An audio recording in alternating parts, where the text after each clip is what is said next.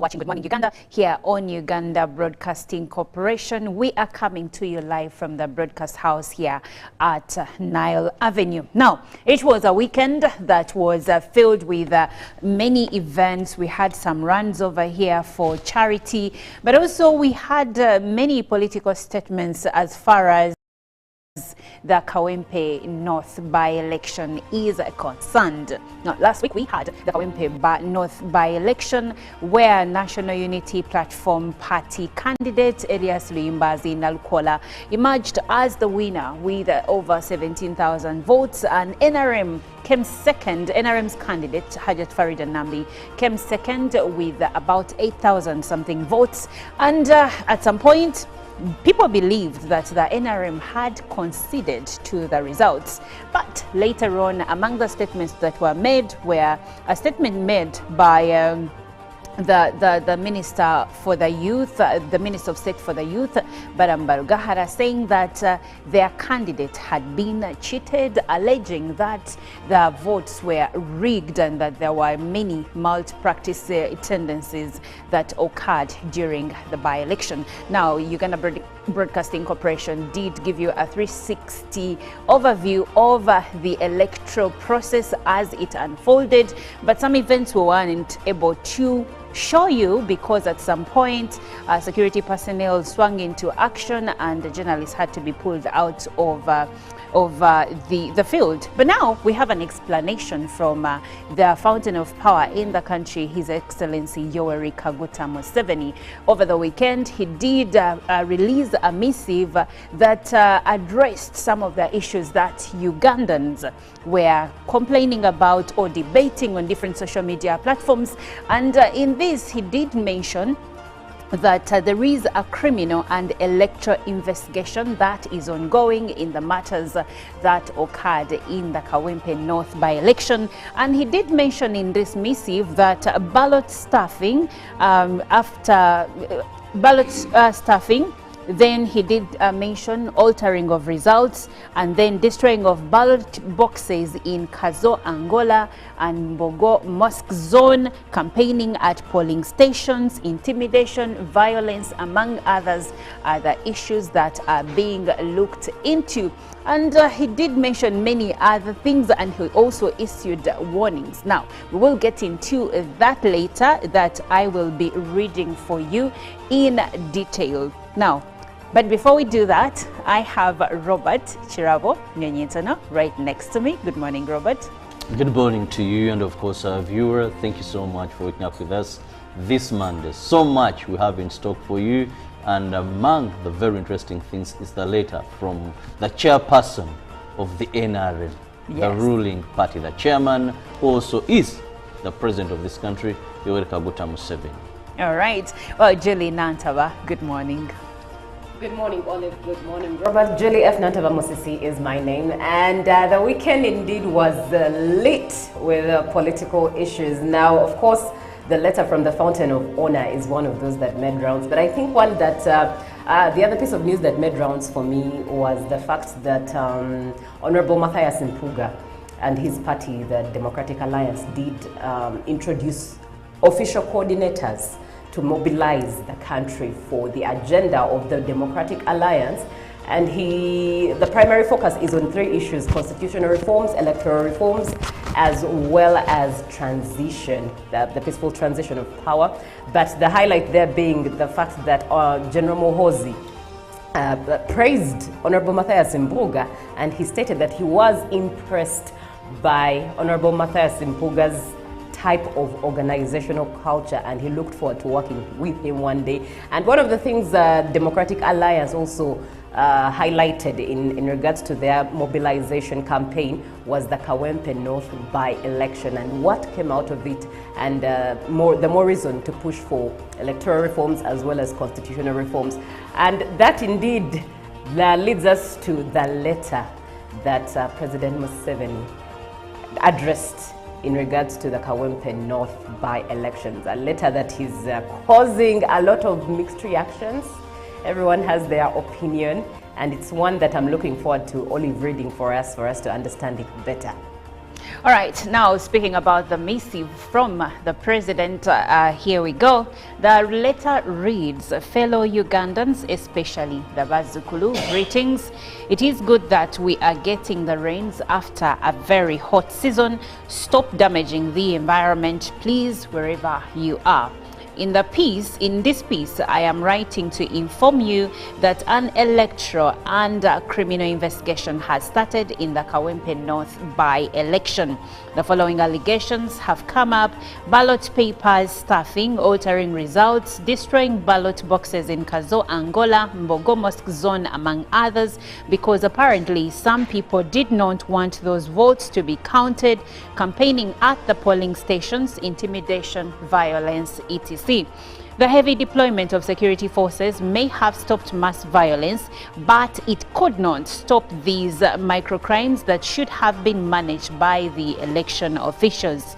Some people really miscalculate to think that you can commit such crimes against the law and the people when the NRM is in charge of the country is the highest form of shallowness. We shall hold everybody responsible, accountable. Those who intimidate NRM supporters must stop and apologize to those you intimidate. Those of the language, quote unquote, yemwe abatusibyeko NRM, end quote, must stop. Respect the Ugandans' choices. Ballot stuffing has been going on since 1961. That is how Uganda ended up being unstable. Leaders do not concentrate on solving people's problems because they know they can cheat and be in power whether the people support them or not. This will stop. That is why we are insisting on only biometric verification. Nobody else who is not biometrically verified will vote. I hope all the Ugandans who want peace will support this. It must be one person, one vote. Somebody was arrested with 18 ballot papers.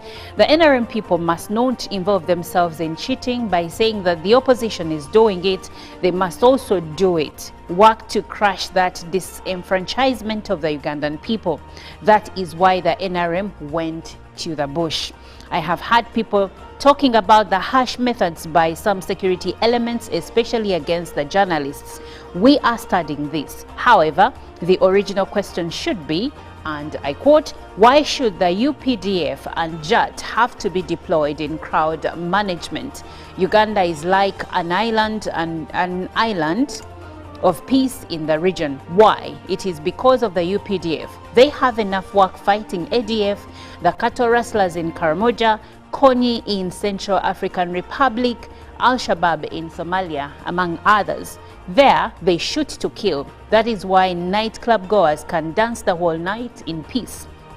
Why then do they get diverted to deal with crowds? It is because of the indiscipline of some opposition groups who organized the Kabaka riots of September 10th to 12th, 2009, who organized the 2020 riots of November 18th to 20th, where people were killed. NRM women were undressed, policemen were attacked. Where was the army in all that? I deployed the commandos on the 20th of November and they crushed the insurrection. Who organized the Panga groups in Masaka? Who destroyed the ballot boxes of 50 polling stations out of 197 polling stations in Kawempe North? You have been inviting the NRM to attend to you. We shall do exactly that. The mistakes the soldiers the mistakes the soldiers could be on account of preparing for those non-lethal roles when they are diverted from their work of fighting on account of indiscipline of some actors. These are criminal mistakes of the opposition. However, there are also organizational mistakes on the NRM side, especially not working collectively and reaching the wananchi. Investigations will show us who destroyed the ballot paper boxes at Kazo, Angola, Mbogo Center, among others, and why. Could it be because of the big support the NRM has there because of the anti-poverty programs in the area? SEC is addressing those mistakes. we have a meeting on Friday last. We had a meeting on Friday last, and the letter is signed Yoweri Kaguta Museveni, President of the Republic of Uganda. Well, a lot was touched on in this letter, and a lot was addressed, and a lot seems to be under the works in terms of investigation that is going to happen. But there is a lot of explanation regarding the events that occurred, the heavy deployment that we saw in the areas of Kawempe North, and also how security personnel treated journalists. The president seems to explain this, and on the journalist part, he does say that they are looking into the situation to try and understand what really occurred. Robert, I wonder what are your thoughts on this letter? Well, this letter tries to explain a couple of things where there are so many questions to Ugandans. That is a take we must look at. For example, His Excellency talks about an electoral and criminal investigation has started. Now, electoral and criminal, that means there are things that didn't happen very well in the electoral process, but also there are elements of criminality. So they are going to be investigating all these now. When he talks about that heavy deployment, and because this has also been a very big question in the Kawempe by-election, why this heavy deployment? I don't know if I'm using the right word, but it was my first time to see what we call Mamba, those armored vehicles, two of them being driven into a polling station. For the time I've been around and covered elections, I've never seen that happen anywhere. Where it is a polling station and these vehicles are being driven there, I've never seen that. And to me, that was the climax of everything, because this was cordoned off as a sacred place. So that's the letter from the president the help you understand why. And explains that. Because many people are wondering, why do we have this heavy deployment? But when the president says that JAT and UPDF, actually also poses a question in this letter, why would we have JAT, counter-terrorism side, why would we have UPDF that would be in the jungles hunting? But he gives us and takes us back to history. That because of these notorious characters that we knew, you know, in security you don't assume. You don't say would have deployed, no. You go there, if the situation doesn't surface, better and good. He gives you history of the Kabaka riots. He gives you history of the many incidents that have happened before. And this could not be taken for granted that maybe they can never happen. So that's why we saw this heavy deployment. But he also notes that because these are people who are so much used to putting people out of action, there could have been excesses in their line of duty. But even His Excellency wouldn't have wanted this heavy deployment. But the situation is forced to happen because of the anticipated and the history we have, that when you make lapses, you can end up regretting this forever. So we wouldn't, according to the president, wouldn't take chances, but rather have the heavy deployment, and this doesn't happen. But I'm also, where in this letter, where the president notes that much as there are allegations, because these have not yet been proven, by supporters, sympathizers of the National Unity Platform, to have carried out maybe some of these activities. It talks about intimidation, he talks about staffing, he talks about destroying at 2 polling stations, leaving out about 50 of these polling stations. Because when you look at the mosque and of course Mbogo, there were a number of polling stations. So 50 polling stations represents quite a big number, where he says NRM had support. Well, thank you, Robert. Julie, your thoughts on the president's letter before we get into our news? Well, the fact that he insists on biometric verification, I wonder how practical it is by the time we get to 2026. I think which is just a few months away, but also the fact that if we look at public messaging in particular, it would be important for us to analyze the tone and the content of the president's letter. Is it one that promotes peace? Is it one that should be seen as partisan? A balanced approach is needed. Is it one that promotes unity for the nation? It's one that is one to study carefully. And but remember, he's also a chairman of a party yes, that was in this election. Exactly. He's not only the president of Uganda. Now he's speaking as he's more of the national chairman of NRM in this And election. on that note, I believe the country's interests come first before the party. When he signed Security for when he signed the letter, he signed the letter as the president, not as the chairman of the So what NRM. tone does the letter carry? But it also brings to mind, could it because one thing for sure is the president has presidential advisors around him. Before anything is let out to the public, there are people speaking to him. Could it be that, are they playing their role anyways? Are they advising? Are they speaking to him? Are they advising? It could even be a situation of someone telling you that, a man telling you that I provide school fees, I provide you food. What more do you want? Without necessarily dissecting the depths, the underlying effects of what is actually happening on ground. So there's a lot to really dig deep into in regards to this letter, and many thoughts to ponder on.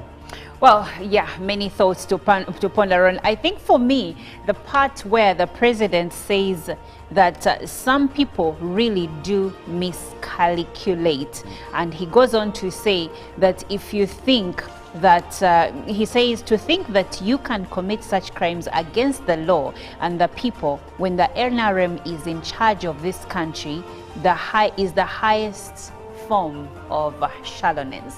Now, that sounds like a threat, and that sounds like a threat that is not empty. But that being said, let's get into the local news.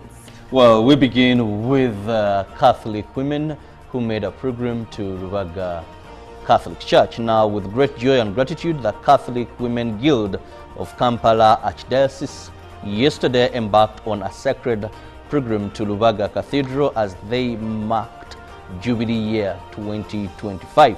The climax of the pilgrim was led by the Most Reverend Paul Semwogerere, the Archbishop of Kampala Diocese, in celebrations which commenced at 10 a.m. yesterday morning. The pilgrim was graced by the Vice President, retired Major Jessica Alupo, who in her address assured the women that their commitment to prayer, fellowship, and collective action is a true testimony to the strength and resiliency of the Catholic women in our community. Let this pilgrim be a moment to seek God's guidance, renew your strength, and find greater purpose in your work. May your journey to Lubaga Cathedral be filled with spiritual renewal, joy, and divine blessings, and with heartfelt prayers, the Vice President said. She said the same platform should be used to commend the vision and dedication of the Catholics in spearheading the establishment of a hostel, which, according to her, this initiative will undoubtedly benefit many people within the Catholic Church. Alupo told the congregation that it is inspiring to learn that through their tireless efforts, they have already raised 450 million out of the 2 billion shillings required through the purchase of shares and generous contributions from different parishes. Residents of Butabika village in Nabingo who purchased land from relatives of the late Anderea Mogera decided to reclaim their land after disputes with Chigundu, a family member. Chigundu is accused of obtaining land titles illegally, causing confusion among its residents. Now, residents of Butabika village located in Nabingo who had bought land from the family relatives of the late Anderea Mogera decided to rescue their land after time of them not being able to use the land. They said Chigun violated Minister Mayanja's orders that permitted them to use their land, as the relatives who sold them the land as rightful owners. At Butabika village, unknown gangsters were seen, but residents' numbers took advantage of them and they did not get closer to the land. Chigundu, a grandson of Vundereya Mugerwa, the legal owner of this land, is allegedly to have used wrong information in the Administrator General's office, hence accessing land titles in the names of people who are not rightful owners. This bred confusion in the family, hence attracting the attention of Minister Sam Mayanja. By the end of the investigations, Chigundu had no claim to this land as it was a share of his relatives. Therefore, selling it to residents was not a crime. As matters seemed to be resolved, Chigundu used Brigadier Moses Luchamuzi, the head of the Presidential Task Force on Land Matters and Environment, to go against the former resolutions. Now the residents are requesting the President to intervene in this matter.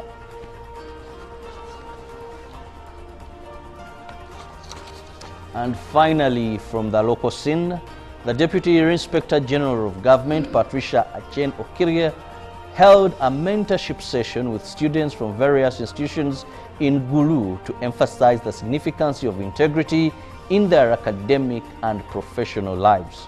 During the meeting, Okirie stressed the importance of maintaining strong ethical values and the role of integrity playing in shaping a successful future, both for individuals and society at large. She explained that integrity is the foundation of good governance, accountability, and trust within communities and institutions. Patricia Ochian Okirie also discussed the various challenges young people face today, including corruption, dishonesty, and peer pressure, urging the students to make principled decisions despite these obstacles. She emphasized that their actions today would have a long-term effect on their lives and the communities they serve, encouraging students to be role models in their respective institutions. And with that, we come to the end of our local stories. Well, now moving on with the international news, 10 have been detained after North Macedonia nightclub fire kills 59 people. Police have detained 10 people after a fire at a nightclub in North Macedonia killed at least 59 people. This according to the officials therein. The blaze broke out at around 2:30 local time on Sunday at the Pulse Club in Kochani, where about 500 people had gathered for a concert by DNK, a popular hip-hop duo in the country. Only one member of the band survived and was being treated in hospital, a spokesperson for the public prosecutor's office told the BBC's News Hour. In total, 155 were injured at the concert. Biljana Asovuska said short-term detentions had been issued for 10 suspects believed to be responsible for the fire, including officials from the ministries which gave out this license. Interior Minister Pan Stoskovsky said on Sunday afternoon the venue did not have a legal license to operate, while police are looking into whether bribery and corruption were linked to the fire. The venue, in a town around 100 kilometers east of the capital, Skopje, has been described as an improvised nightclub in the local press, having previously been a carpet warehouse. Now moving on, U.S. deports hundreds of Venezuelans despite court order. More than 200 Venezuelans alleged by the White House to be gang members have been deported from the U.S. to a supermax prison in El Salvador, even as a U.S. judge blocked the removals. El Salvadoran President Nayib Bukele wrote on social media that 238 members of the Venezuelan gang Tren de Aragua had arrived in the Central American country, along with 23 members of the international MS-13 gang on Sunday morning. Neither the U.S. government nor El Salvador has identified the detainees nor provided details of their alleged criminality or gang membership. A federal judge's order prevented the Trump administration from invoking a centuries-old wartime law to justify some of the deportations, but the flights had already departed. Oopsie, too late, posted Bukele on social media referring to the judge's ruling. A video attached to one of his posts shows lines of people with their hands and feet shackled being escorted by armed officials from the planes. White House Press Secretary Caroline Leavitt denied the court ruling had been violated. The administration did not refuse to comply with a court order, she said.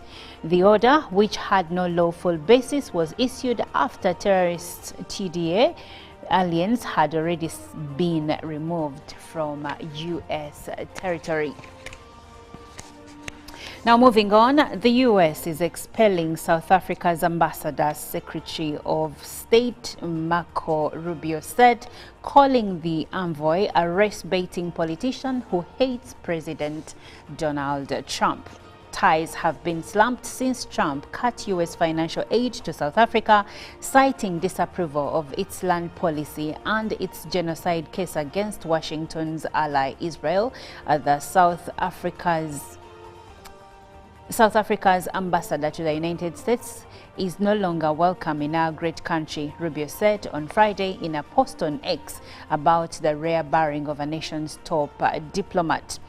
Ibrahim Rasool is a race-baiting politician who hates America, hates POTUS, that is President Donald Trump. In statements from its presidency and international relations department, South Africa called the move regrettable but said it remained committed to building mutually beneficial relations and would address the matter via diplomatic channels.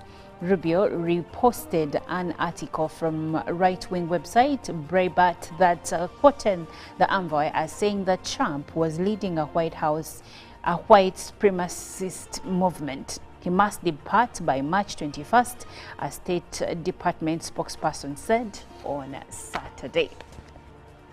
Interesting turn of events in the United States, but let's see what the press in the names of the New Vision, Daily Monitor and others have for us today. Well, thank you, Olive. And in the press, in the New Vision, starting with the New Vision, Mugabe, the woman in the storm. Government moves to save embattled High Court judge. There in the New Vision, but also we see photos of students who performed to their very best in the recently released USCE exams, and Stiff University cutoffs expected. But also still in the New Vision, education, Yumbe's best science student writes using his mouth. And looking at a series there, remembering Kanungu tragedy 25 years later. And still in the New Vision, President Museveni speaks out on the Kawempe North by-election. And of course, there's job opportunities there. But looking at the Daily Monitor, uncoordinated as the leadership of the armed forces and their respective line ministries have spoken different languages on two very important matters to Ugandans: the deployment of the UPDF in South Sudan and masked security operatives on the streets. What else don't they agree on? That is in the Daily Monitor. But also still in the Daily Monitor, who stole whose vote? The ruling National Resistance Movement Party and its leader, President Museveni, have accused the opposition National Unity Platform Party of messing up the Kawempe North by-election in its favor, even when the opposition party says the ruling party deployed state tools to sway the vote in NRM's favor in vain. They have now told the NRM to go to court and provide evidence on vote rigging. And in the Daily Monitor, there's a miracle baby saved despite bleeding uterus. And over 1.5 million learners fail to complete S6 annually. That is in the Daily Monitor. But let's look at what is in the Daily Nation. How jobs and pay crisis hit families. Striking pay for employers and job cuts have hit families hard as purchasing power for households has declined in recent years. A parliamentary committee report shows households will plunge into further financial distress owing to harsh policies like the skewed methods being applied to determine what families pay for university education and a state-run medical scheme that has seen some unfairly slapped with higher rates. But also still in the Daily Nation, inside Kenya's political merry-go-round, and reminding you of the year 2024, the year when the Gen Z protesters stormed parliament, and the nation's politics is a riddle wrapped in a mystery where every move clarifies expectation. But also the political stage is a persistently dizzying carousel of intrigue and upheaval. Imagine leaving the country 6 months ago and returning now. You'd find new Deputy President Kindiki and President William Ruto calling his once bitter rival Raila Odinga my brother and Prime Minister in this land of political quagmire. That is in the Daily Nation, but also the Daily Nation, hustlers suffer as big fish evade 7 billion shillings taxes, and also Kila Matatu crew jailed for life offer no lesson to rogue peers. That is a case in the Daily Nation. But looking at the Gazette, we do have content in there: the Ratification of Treaties Act notice, the Mining and Minerals Act notice, the Education Pre-Primary Notice Advocates, but also on the supplements, the TIA, Microfinance Institutions and Money Leaders Amendment Act in there. And a notice from the Ministry of Education and Sports as well in there on the new appointments, placements to Board of Governors. Well, that is a quick look on what is on the Gazette, and that wraps up what is in the press. Thank you so much, Julie, and thank you so much for watching. Now, if you need any details regarding the papers that we have shared, then you can walk to your next stall and have the paper. For now, we'll take a short break, and when we come back, we will be speaking matters still elections, so stick with us. Live from UBC Studios in Kampala, this is Good Morning Uganda. Exciting.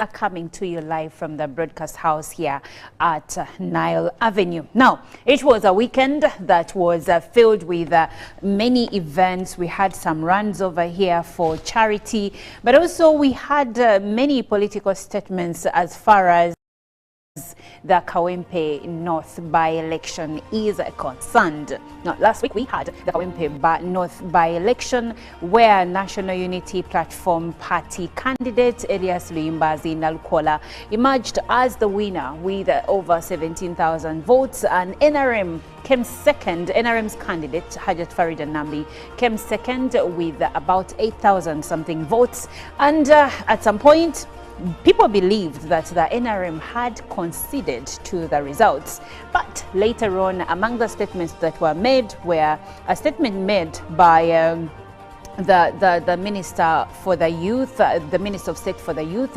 Barambaru Gahara, saying that their candidate had been cheated, alleging that the votes were rigged and that there were many malpractice tendencies that occurred during the by-election. Now, Uganda Broadcasting Corporation did give you a 360 overview of the electoral process as it unfolded, but some events we weren't able to show you because at some point security personnel swung into action and the journalists had to be pulled out of the field. But now we have an explanation from the fountain of power in the country, His Excellency Yoweri Kaguta Museveni. Over the weekend, he did release a missive that addressed some of the issues that Ugandans were complaining about or debating on different social media platforms. And in this, he did mention that there is a criminal and electoral investigation investigation that is going in the matters that occurred in the Kawempe North by-election. And he did mention in this missive that ballot stuffing,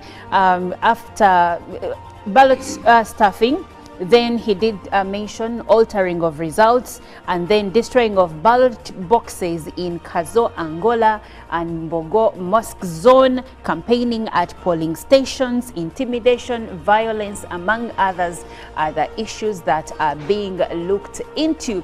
And he did mention many other things, and he also issued warnings. Now, we will get into that later, that I will be reading for you in detail. Now, but before we do that, I have Robert Chirabo Nyonyetono right next to me. Good morning, Robert. Good morning to you, and of course our viewer. Thank you so much for waking up with us this Monday. So much we have in stock for you, and among the very interesting things is the letter from the chairperson of the NRM, the ruling party, the chairman, who also is the president of this country, Yoweri Kaguta Museveni. All right. Well, Julie Nantaba, good morning. Good morning, Olive. Good morning, Robert. Julie F. Nantaba Mosisi is my name. And the weekend indeed was lit with political issues. Now, of course, the letter from the Fountain of Honor is one of those that made rounds. But I think one that, the other piece of news that made rounds for me was the fact that Honorable Mathias Mpuga and his party, the Democratic Alliance, did introduce official coordinators to mobilize the country for the agenda of the Democratic Alliance. And the primary focus is on three issues: constitutional reforms, electoral reforms, as well as transition, the peaceful transition of power. But the highlight there being the fact that General Muhoozi praised Honorable Mathias Mpuga, and he stated that he was impressed by Honorable Mathias Mpuga's type of organizational culture, and he looked forward to working with him one day. And one of the things Democratic Alliance also highlighted in regards to their mobilization campaign was the Kawempe North by-election and what came out of it. And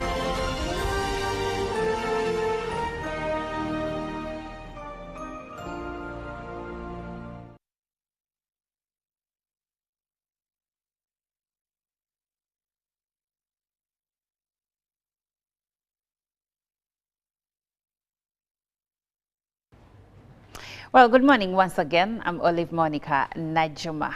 Last week we did witness the happenings in Kawempe North by-election.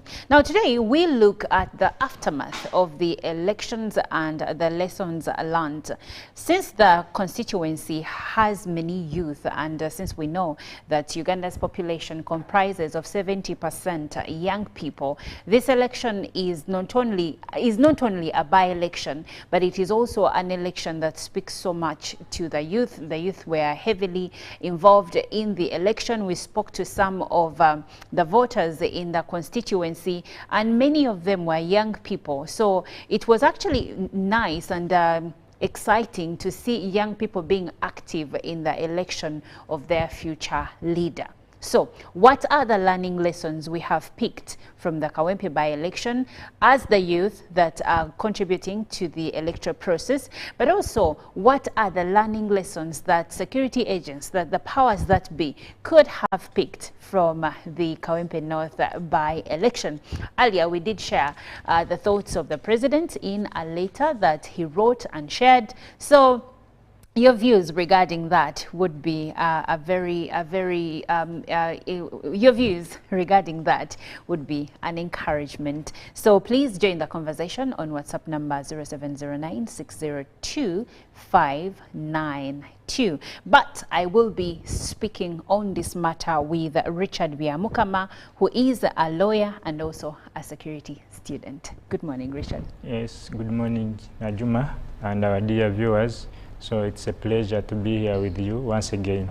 All right, I'm happy to have you, and I know first of all that you are a lawyer, a security student, but also you are aligned to the ruling National Resistance Movement Party. Am I right?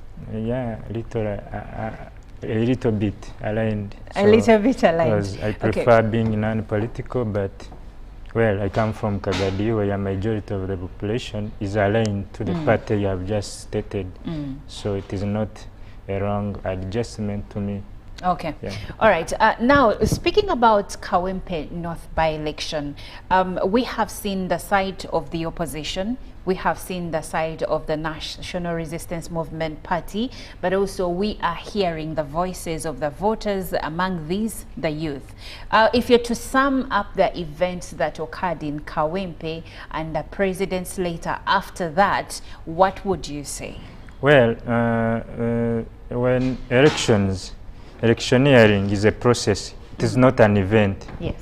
So it starts right away from the electoral roadmap to nominations, to campaigns, during the campaigns, and on the voting. So to security, as security analysts, we also think about the post-election. Yeah, because most of the elections have been successful and peaceful, but the post-election, the post-election incidences have proved not the reverse of the election cycle.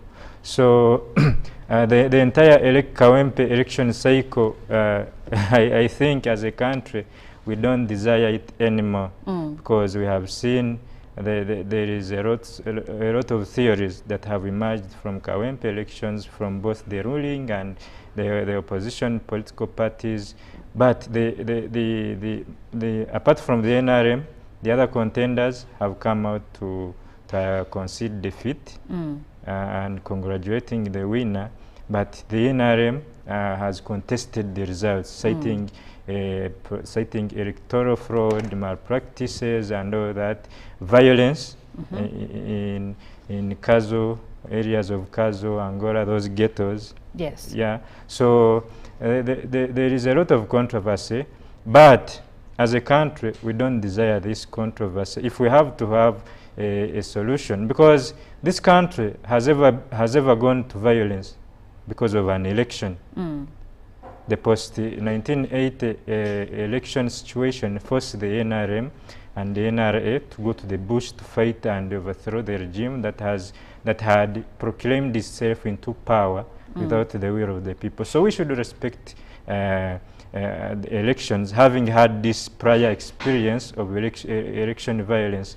So whatever transpired in Kawempe, we must find a comprehensive solution to whatever transpired on the side of government, on the side of electoral commission, and on the side of political actors. The actors themselves played a role in whatever transpired in Kawempe, because we saw these actors, some were being violent. We saw the police, some were being violent, and we also saw the NRM being disorganized. We have seen cases where everyone is blaming the other, each mobilizer is blaming the other.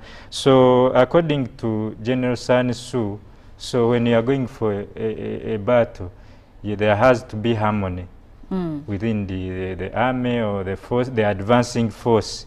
So, but this is contrary to what we are seeing in the NRM.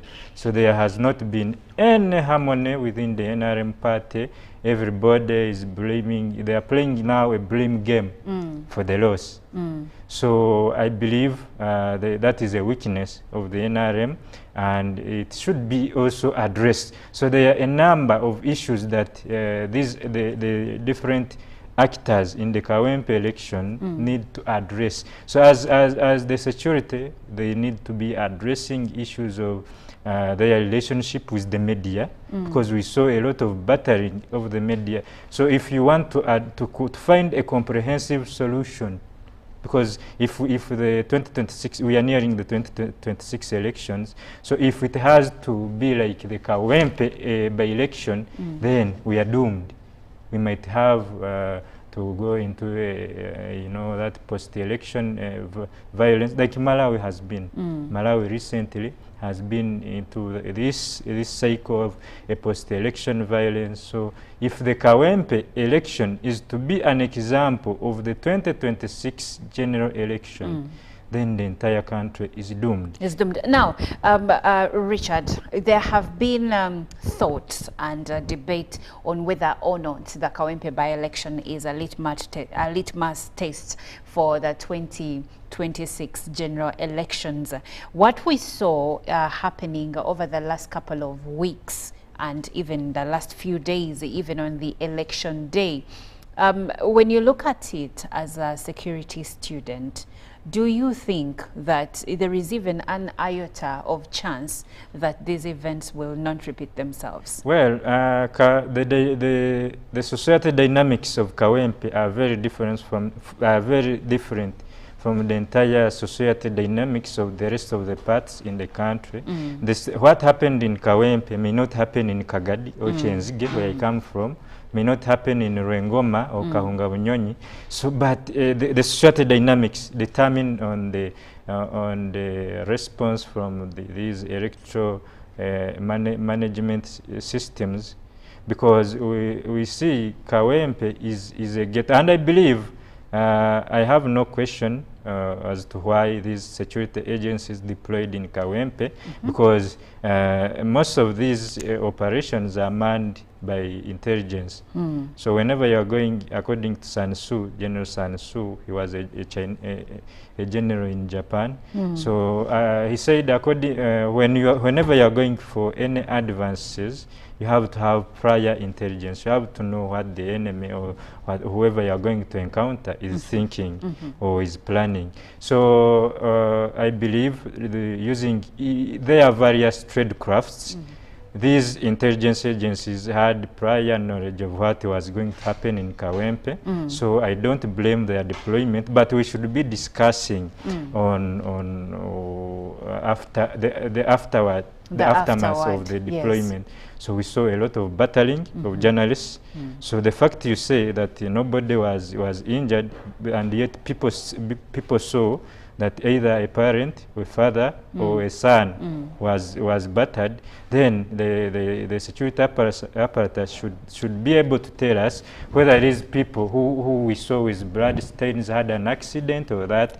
So we also have statements by journalists saying they were bludgeoned. Okay, bludgeoned is a tough one, but so yes, the government should be addressing that, because communication is a right under Article 41 of the Constitution. So even the citizens have a right to access information on whatever is going on around the country. So the security should be addressing that. Then we should be also talking about how these security agencies are supposed to march or to advance towards the population.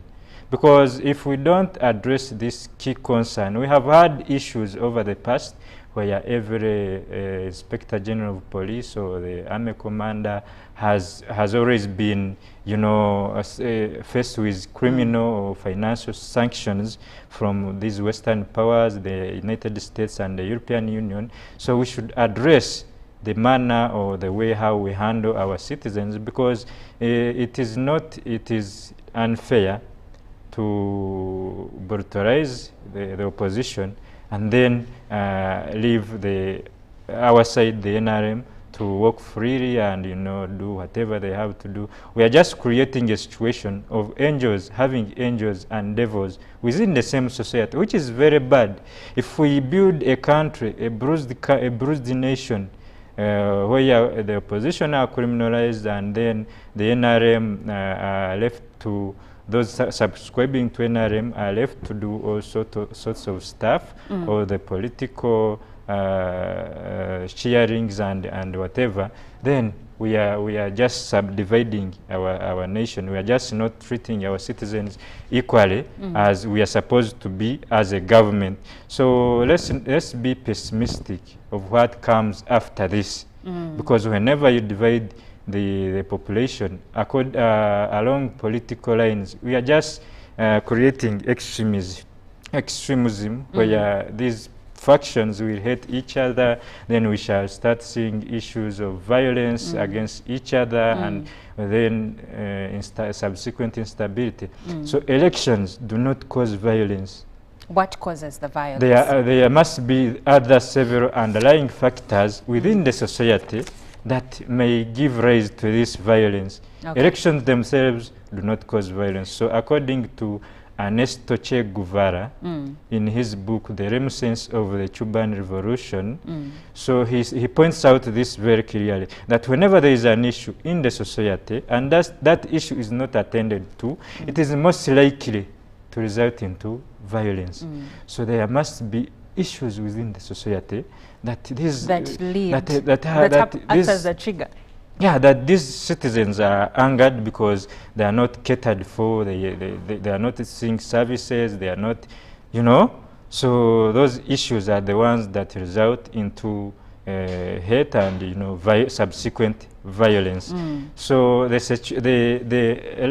need to liaison the relationship between the security and the population. Okay, now we are looking at the aftermath of the Kawempe North by-election. You can join the conversation on WhatsApp number 0709-602-592. I'm having this conversation with Richard Byamukama, who is a lawyer but also a security student.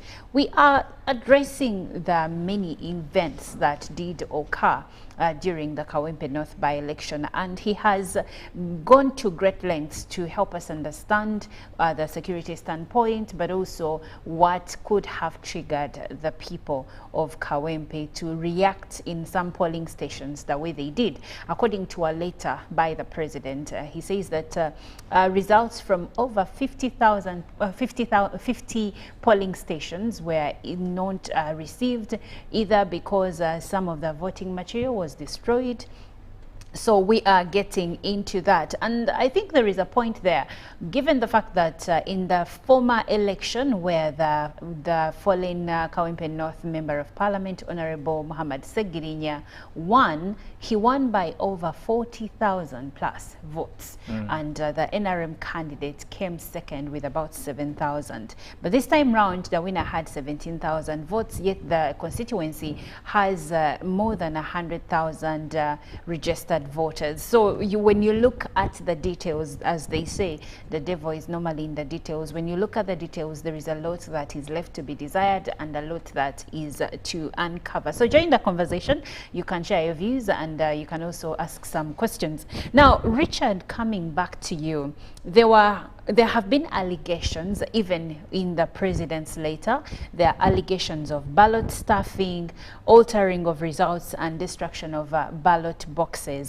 Now, from a security perspective, how do such incidents happen in an election, especially given the position of the NRM, where they're saying that these events occurred and were carried out by the opposition?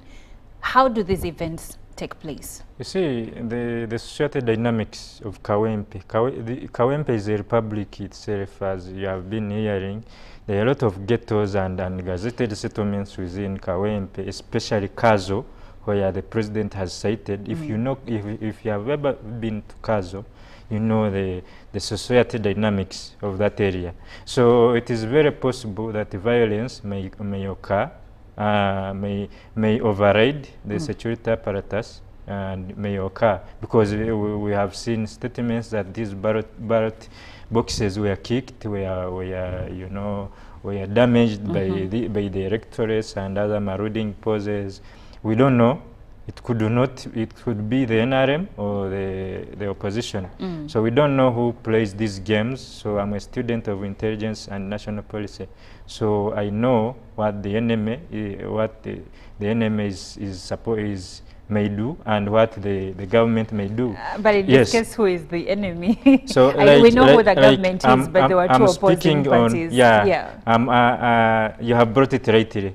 So I'm able to know what the opposer can do, and the one the government can do. So yes, so we don't know until the investigations come out, like the president put it in his letter, that they are investigating on who were the perpetrators of this violence, of this electoral violence, because if we don't address it, it may escalate. Immediately after the 2026 elections, it may escalate, and we may have a post-election violence, or we may see the same kind during the 2026 general election, which may drive the country into a quagmire. There is a part in the president's letter where he says that some people have a saying, and I will quote, "Mtusibieko NRM." And according to the president, at least from my perspective or understanding, according to his to this, he says that that statement is the trigger of all violence and indiscipline. I believe as a government we should talk to these people. These are all these people are citizens of this country, so they are not going anywhere. So we should talk to these people, tell them about the NRM, indoctrinate them about the NRM. There are several presidential advisors out there. So what do? They need to spread the gospel of the regime to these specific people. There are several presidential advisors on ghetto affairs. Ghetto affairs. Yes. So what job do they do? So instead of criminalizing them, let's talk to them, because in an election, it is not a two-way game. There must be a victor and the vanquished. So whenever when there has been other by-elections where the NRM has won and there have been the vanquished, so have the vanquished also behaved like the NRM has behaved? So we should address the issues. We should address the issues that transpired within the by-election, but we should not criminalize the population, the entire population of Kawempe, because during the campaigns I saw some of the government officials stating that they have to vote the NRM because when they vote the opposition, they won't get services, they won't do what. No, that is not how the government... someone that is close to the source. Yes, that's something they were saying. Yes, that is not how government should behave. We in the administration, we have to take charge of this country. Allocate resources equally to all the citizens, not indiscriminate of whether what political parties give services to the citizens despite their political affiliations, because if we don't do this, we shall have an irrevocable change of government. When the change comes, it will be irrevocable, and the NRM will vanquish in its entirety, to totally vanquish. So let's have that sense that all these are citizens of this country. So if we utter such statements, we are just those statements in a technological era, in an era where technology has advanced, you make such statements. At a certain time X, I usually see on social media, whenever things turn around, I usually see that thing that comes a few moments later. So those archives, those social media archives will retrieve such statements, so to embarrass these same people, or to make you we are in power. As the NRM, we should tell the citizens on what they should do and what they shouldn't do, other than criminalizing them. So if we criminalize a section of the citizens, then we call them semi-democrats. Okay. We are not being democratic. Okay.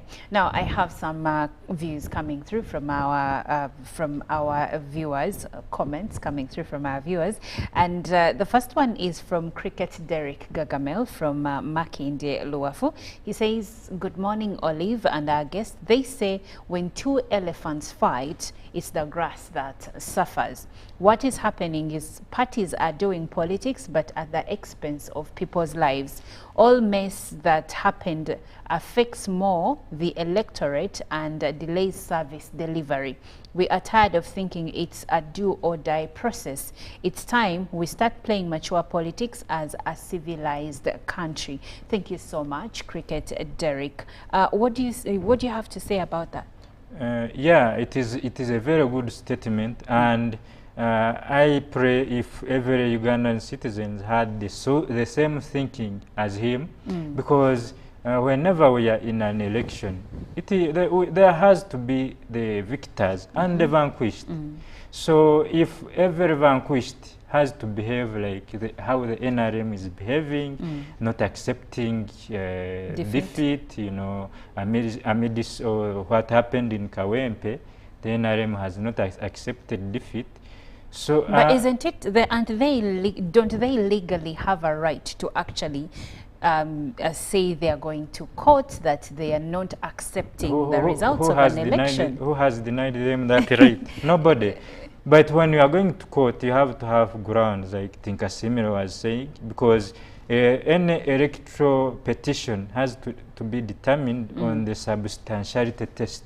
Whenever you go to court, there must be that substantiality test, that whatever happened, whatever you are citing, had an impact on the outcomes of the election, a meaningful impact.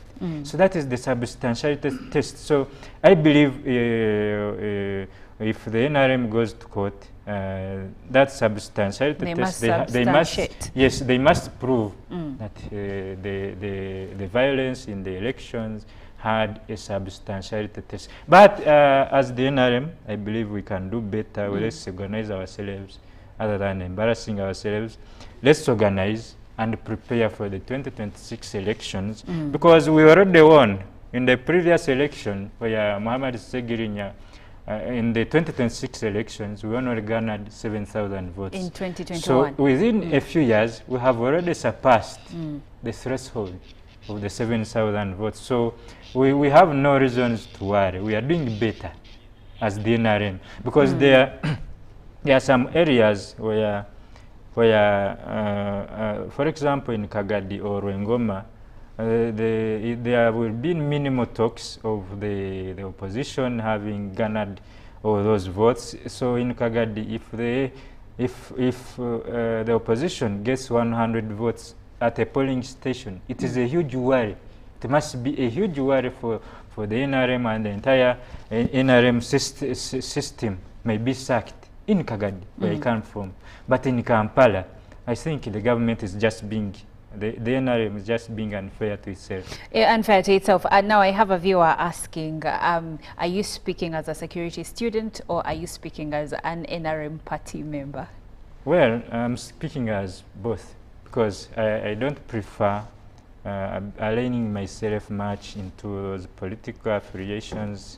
That's why you don't see me in those political stuff. But whatever I'm saying happened in Kawempe, and we are just making a projection on what we should do tomorrow. Because we don't want the same saga to happen in the 2026 elections. We are worried, and we should be worried about the future of this country. We don't need to go back into that state where we have to fight each other, kill each other because of an election. All right. Never. And Chintu Godfrey does say, I'm Chintu Godfrey from Uganda. NRM still has support, only that Kawempe is full of youth and people just decided to pay a tribute and respect to their late beloved Segirinya. Now, the next comment comes in from Nambi. She says, okay, this one is, your comment is not very clear. I have another from Samuel Musoke who says, I think there is miscommunication on both sides of what is on the ground. He means the party that won, which is the National Unity Platform Party, and also the NRM party, which lost. And according to Samuel Musoke, he says there is miscommunication on what really happened, the events that occurred during the by-election last Thursday. Now, This one's this is Richard Byamukama, and he says, this is Bart. He says, I just want to thank Richard Byamukama for being candid, intelligent, and analytical in his presentation. As a teacher of security studies, I am proud of him. This is from, he's called Herbert Ogwal. Yeah, and he says, he's my lecturer, he's my teacher. And he goes on to say, what he is saying is actually true. The law must be applied plain and square to all, irrespective of our political affiliation. So NRM or not, as someone asks, is not important. What is important is, are we Ugandans? And lastly, I think he's still typing. Well, Richard, in your last remarks, let's sum up the events of Kawempe. We have 2026 coming. We have actually the elections are beginning this year. They are beginning with the roadmap kicked off, and the election of special interest group leaders like the workers MPs and persons with disabilities. They're taking place in June. So to sum up the events that happened and to prepare for the year coming next, what are your last remarks? So, well, there's a writer, is called Francis Fukuyama. He wrote a book, it is titled At the End of History and the Last Man. So at page 56, he writes, at some times, the security apparatus is also forced due to intimidation. At times, the security apparatus acts out of intimidation, but he goes ahead to explain that whenever this intimidation occurs, there must be royal forces, because if you don't have royalty within these security forces, the advancing force will fail. So we shouldn't see, we should be talking about the command of the security forces in an election, because more often we have seen the security forces as being the root causes of the violence we are stating. Maybe we should train them on how to handle large crowds, because there are circumstances where when you watch and you see horror and all that, because we should talk about how the security forces must handle the citizenry. We should talk about the relationship between the security agencies and the media, because if everything has to happen in the dark, then a lot will happen in the dark, and we shall have a lot of international outcries from the population and the international community. So as the country, we can do better in the 2026 elections, but we should be worried about what we have seen in Kawempe, because we are citizens of this country. We are going nowhere, so we should stop acting as mercenaries. In French we call them massis, hired from other countries to come and act. Yes. So, well, unfortunately, time has run out for us. For God and my country. For God and your country, and indeed for God and my country. Now, thank you so much for being a part of this conversation. We're looking at the aftermath of the Kawempe North by-election, and whether or not it is a litmus test for the 2026 general elections. Stick around, the show continues.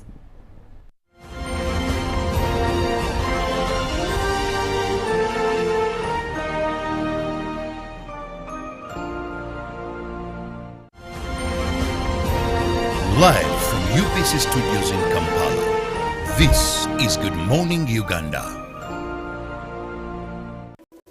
In a nation hungry for truth, a world where every story matters, there exists a beacon of trust and reliability. For decades, they've been our voice and our window to the world, holding the mirror of our history. With 4 TV stations and 11 radio channels spanning 27 languages, they stand as guardians of information, defenders of truth.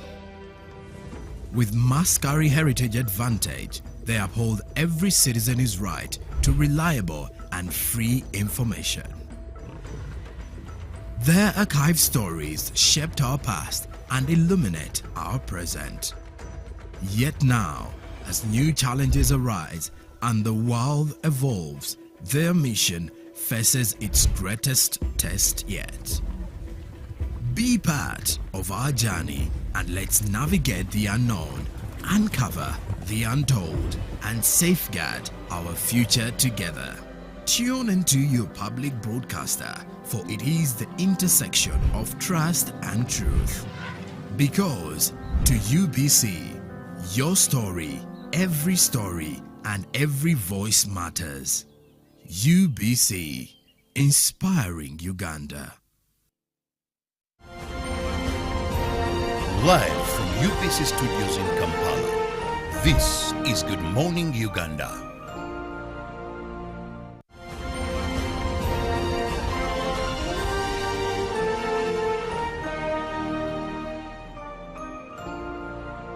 Welcome back from the previous episode that was leading us to Dolwe Island. Last Friday we were discussing about women in tourism with Dolly Khan, and it is on this journey that we managed to find a woman in the marine sector. We'll be talking to her and get to find her inspiration or how she's getting to do in this particular sector. So with me is Captain Adele, and she's going to be introducing herself to us. Welcome on board MV Siguru. My name is Adela Komdisha. We are happy to have you here. Oh yes, I'm more than excited to be with you here. So tell us, as you know, we celebrated Women's Day, and we happened to find you in this sector, a sector that has a few women in it. What inspired you to be a part of the marine fields? Marine field is an interesting field. It's not something I dreamed of as a person, but when I joined it, it's something that became interesting. Connecting communities, because mostly these ferries are connecting islands.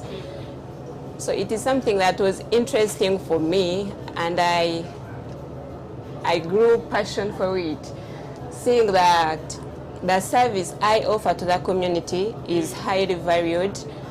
It gave me that confidence and aspired to continue yearning for more, like continue serving the community, because it's really interesting to see those young children be able to go to school, the expectant mothers go to the hospitals, people trading their commodities, going to the markets, they get money. It's really inspiring to see that it is because of you that those people are getting services. So it's really inspiring, and it kept to me wanting to connect the communities. Okay, talking about that takes me to it's more than just transport. Yeah. There's so much more to connect with community and offer all those services. Exactly. But, yes, but now being in this field, how have you found it? It's a good field, but of course it comes with challenges. We as women, of course, we are few in marine. Yeah. Specifically here, we are 2 ladies working on this ship alongside 10 men. But our colleagues have been really cooperative, and they make us feel at home. So it's not something that we get scared of. They give us confidence to feel like this is not a field for men. Even women can do better in this field. Yeah, but apart from that, we also experience challenges. Of course, you miss home. As a lady, you have to keep up your family. You get to miss your family, maybe husband if you have kids. And also here sometimes the weather is scary. But having had a lot of time on the lake and all those experiences with the safety apparatuses you've been shown by our captain and the team that is really trained, we feel comfortable and safe that even amidst a bad weather or anything, we are all in good hands. Well, and I'm wondering, what does it take to be just like you cruising this ferry? It really takes some bit of confidence, because it's not easy to navigate this journey. It's a long journey. I'm not the only woman navigating a ferry. We have other ladies in different ferries. There are ladies on MV Nakyogo, on Piscina, in MV Bovuma. But it takes some bit of confidence because this is a field where you're competing with men. Yeah. So, yeah, I would say that it takes some confidence to be here. And now when it gets us to young women that want to penetrate it as well, I believe being a field that has very limited women, their expectations or something they've had about it, that would limit them from wanting to be a part of this. So what does it take for them to come and join it? I would say it's a personal decision to make, but it's not a scary field that you can be scared of. It's an interesting journey. We have male captains in abroad ships, so you can just go to school. We have maritime schools. Some of us have been to DMI in Tanzania for training specifically in marine. So you can join, get your certificates in marine, and come into the field and see what it takes to compete with men and be a great woman. Have you woken up to a day of, no, I can take this on probably for the next 2-3 years and explore the rest, or you feel like this is exactly now where I need to stay? Talking of that, I wouldn't say that, yes, I have the passion for marine, I love it, but I don't know what the future holds. Previously, I've been working under the management of UNRA, but ferry services have been taken over by Ministry of Works under the government policy of more RAPEX. So we don't know what to expect. I don't know if you will find me here, because there are shortages going on. Some of us have been disappointed we are not on the shortlist, but we are still positive that something good could come up. So personally, I would want to do this for more 2 years, more 2 or 3 years. If I'm growing in it and I'm getting in better and better, it's something I would continue pursuing. But on the other hand, as I grow, I really need to have a family. Yeah, but I believe if you're in a better position, you can still manage your family and carry the work. And what are some of those exciting things that you've come along to experience in your line of work? I really meet great people. Okay. People you never expected of meeting. Personally, I use it to admire Alan Kajina, but he's a person I thought I would never meet. But this was quite interesting to know that I'm working under her management. I get to meet her. And apart from her, there are very many people you meet here. There are ferry crossers, people of different categories, from the low cadres to the highest person you could ever think of. So you get to explore. Because me personally, I come from the southwest of Uganda where there is no water. So you get to explore new things. The island is really interesting. So yeah, it's part of exploring. I'm curious, does this need also so much attention, just like how you're driving a car on the road, or it's different? Definitely, it needs more attention than a vehicle. Okay. Yeah. How so? Well, this is water. There are many things on water, and being it water, unlike the road where you can see where you're going, you can see who's behind you, you can see anything around you. This is water, you cannot know what is beneath. So you have to use we have some equipments like the captain showed you that shows us different features, but apart from that, on top of that, you have to make sure you're in control of your surroundings, because there are canoes, they be crossing, there are fishermen on the lake, they lay their nets. So for the safety of the people, because this is not all about me, I'm carrying lives of people on this ship, and their safety is in my hands and the hands of the crew. So if I'm here on the steering, I really have to pay maximum attention of my surroundings, if there are any crossing boats, approaching boats, if there are any nets, to make sure my interns are safe, that they don't get caught by the nets. And I have to make sure I keep in the route like I showed you there. And that is the route that shows us where we are supposed to pass. Besides that route, you don't know what to expect. So really, you have to pay attention to make sure that you're in the route, you're in the safe zone, so that the entire ship and the entire people pass safe. And when we go to also the other side of challenges that you could face as a woman in marine, what are some of them? Of course, working with men is something that is not simple. Like you say, the percentage of men outnumbers the percentage of women.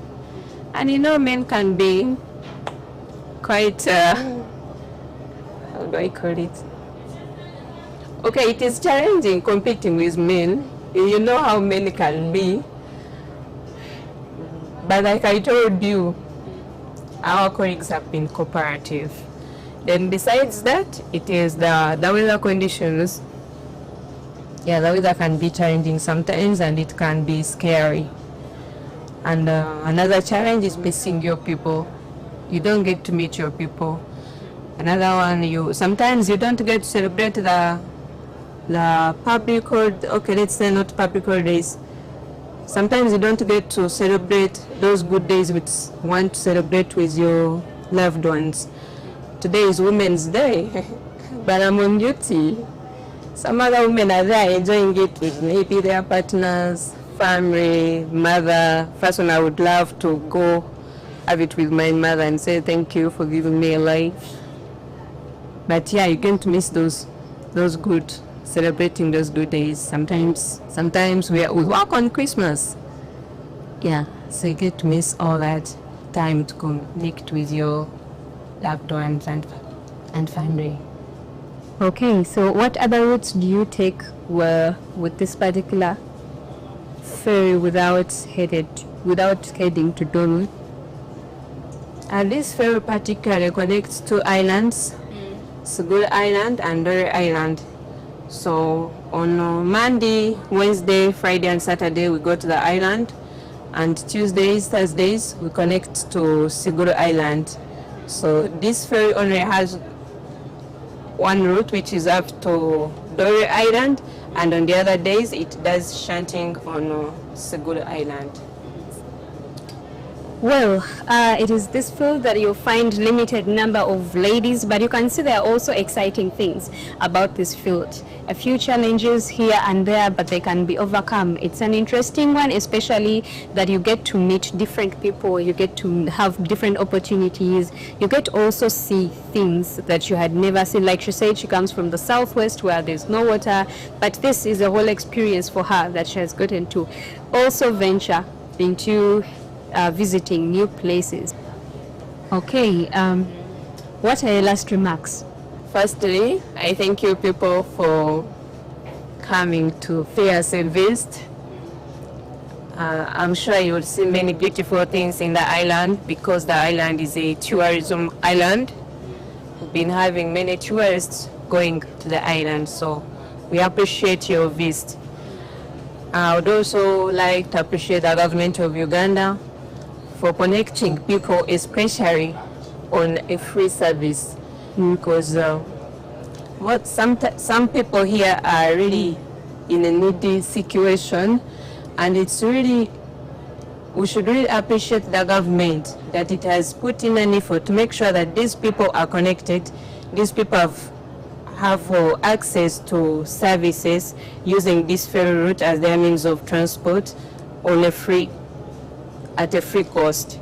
Thank you so much. The sky is no longer the limit. She just emphasized that. So if you're out there and you've been wanting to explore this field, you've seen it all, you've learned one or two things, and you probably know now how to penetrate in the industry. And there's so much exciting things as well. A few challenges here and there, but it's quite interesting, especially that she mentioned she's from the southern part of this country where there's no water, but she has learned a few things and so much more from how kind of work So stick with us. We are headed to Dolo Island. I told you there's so much more. They're already talking about the beautiful things there. I have not been there, but I want us to get there together and see if what they talk about is really true.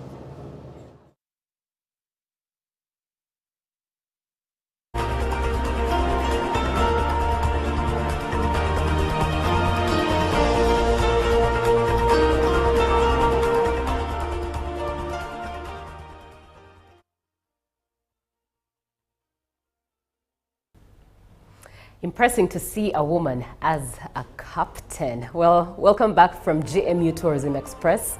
And my name is Julie F. Nantaba Musisi to take you through GMU business, and staying with matters women capital markets is what we're starting with. And Uganda Securities Exchange, in partnership with UN Women and other stakeholders, hosted the annual Ring the Bell for Gender Inclusion event in Kampala. The theme for this year was Breaking Barriers. The event highlighted Uganda's progress and challenges in achieving gender equality, particularly in leadership roles within the private sector. Now, the Uganda Securities Exchange CEO, Paul Bwiso, emphasized the exchange's commitment to promoting women empowerment principles and aligning with sustainable development goals. UN Women Representative Paulina Chiwangu applauded the adoption efforts by listed companies and stakeholders, but called for more deliberate actions by private companies to integrate WEPs into their operations. Uganda Bankers Association, Cornerstone Ace Managers, Level Africa, and Credit Evo were among the latest companies in Uganda to sign the CEO statement of support for women's empowerment principles. Well, I must say it is empowering to have the support of a man rallying behind a woman. So to all men who are supporting women, who are behind women, empowering women, keep on keeping on and keep at it. But still staying with matters women miners, in fact, women involved in small-scale mining in 4 districts of Namayingo, Kasanda, Mubende, and Busia have benefited from the Women Rise project that focused on gender transformative research and solutions related to women's health work.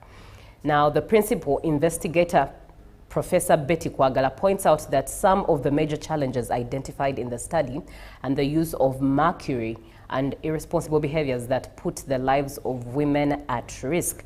And according to a baseline assessment and value chain analysis of the development minerals sector conducted by UNDP, artisanal and small-scale mining contributes over 90% of Uganda's mineral production and employs 60% of the mining workforce. Now, the sector also employs 40,000 women, with a big percentage being adolescents and young women. Makerere University College of Business and Management Sciences, Department of Population Studies, with support from the International Development Research Centre Canada, carried out a study on the economic and health impact and resilience of last-mile populations in artisanal small-scale mining. During the dissemination of the findings, the principal investigator, Professor Betty Kwagala, pointed out that some of the major challenges identified in the study were the use of mercury and irresponsible behaviors that put women's lives at risk. Now, during this same study, under the study, adolescent girls and young women in the 4 districts of Namayingo, Kasanda, Mubende, and Busia have been trained on how to take care of themselves and financial management. And that being said, government needs to invest in the transformation of small-scale miners by availing them with the latest mining technologies. Now, looking at matters skilling, unemployment amongst the youth is largely due to a lack of jobs which require skills. And this is one of the key reasons that the founder of Lubaga Skilling for Future initiative started the institute.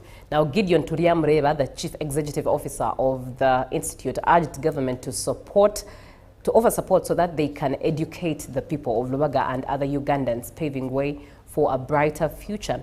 And in response to the president's call for Ugandans to engage in skilling and vocational programs, this is elaborated as their objective. Now, he urged Ugandans to engage to engage and get involved in vocational training. And the spokesperson for the Lubaga Skilling for Future Initiatives, Nicholas Muhire, told the UBC that the focus will help Ugandans, and he explained the challenges faced and appealed for government support.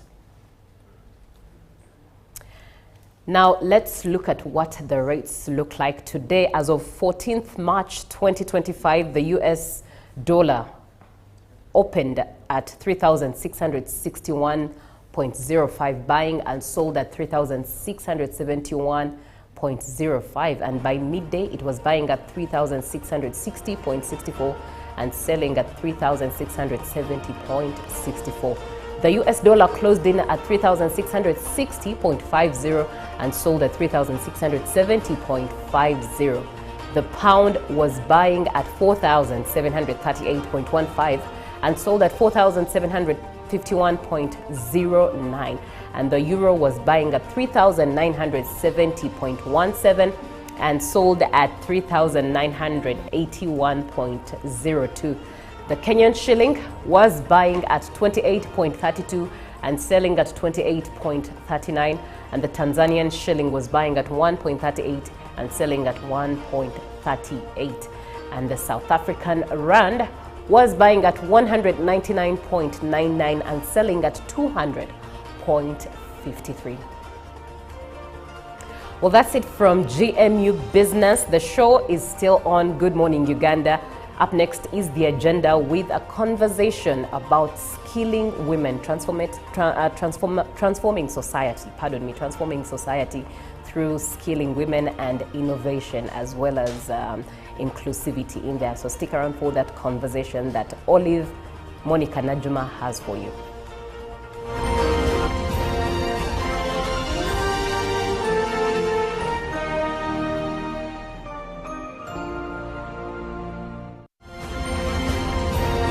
Live from UBC Studios in Kampala, this is Good Morning Uganda. Pick of the day on UBC.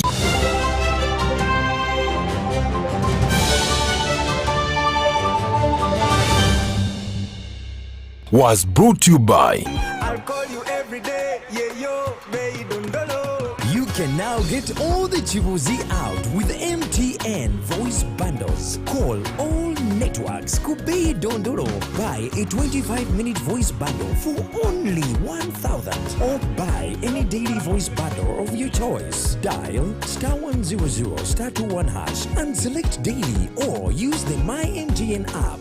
When we talk together, we are unstoppable.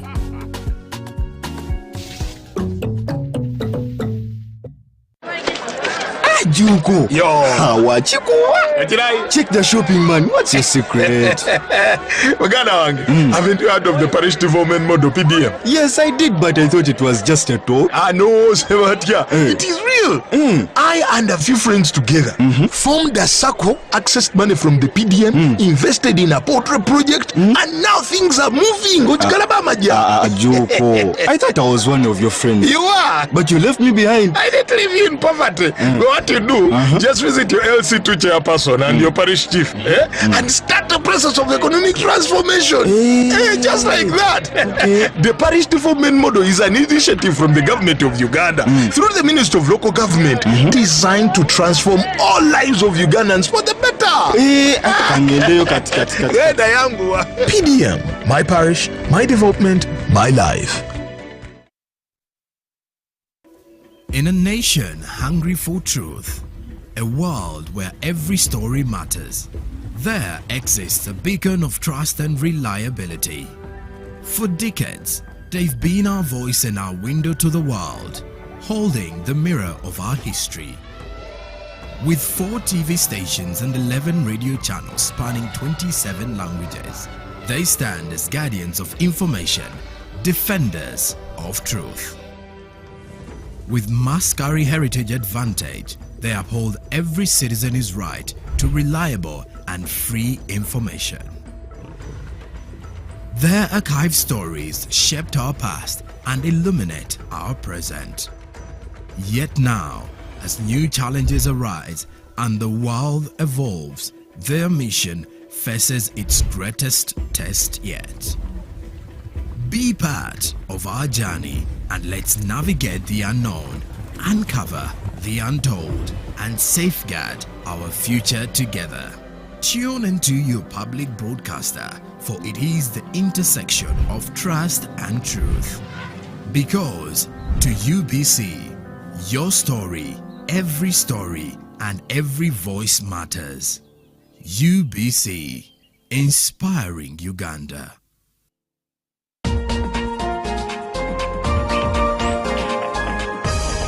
We're going to be talking about farming, but it's not me that's going to do that. My name is Hava K. Luanga. My name is Larry Charles K. Let's go! Mixed farm is a type of farming that involves growing crops and raising livestock. This is the spice garden and for the vegetables. My first favorite spice has to be black pepper. What's black pepper in Uganda? Kamulali or mudagavu. What? We're going to talk about the sechunga. We're going to see how big it is, as big as Larry's head. And then we're going to talk about the mangada. So we're going to get there. We have still so many farms to visit. And I would like to hear from you. This is the Little Farmer Show, and we are bringing coolness back to farming. See you!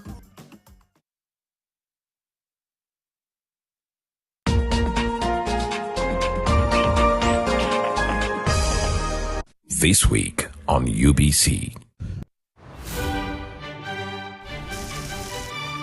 My name's Jung Guanjong. I'm the boss of this entire hotel. My duties include heavy lifting, spreading happiness, and driving fancy cars. I'm responsible for the area by the hotel entrance. And I officially moved into the sunroom. You think you can cut my share of the rent? Say what?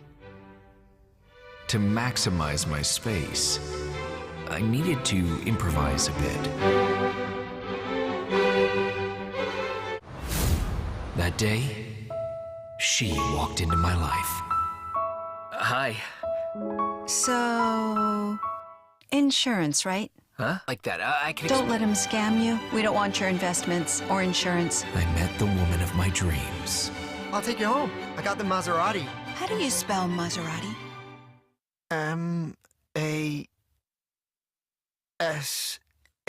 Okay, we're leaving. You shouldn't drive, especially not in that car. The cops will fine you extra. His family's got money and don't know what to do with it. What's your name? Huh? I'm reporting you. If I were to be with a guy like that, I wouldn't be able to look at myself in the mirror. Maybe all rich guys are like that. I'm not a rich guy. I'm down to earth. No, don't. It's not worth it. But after I met you, I suddenly got out of bed.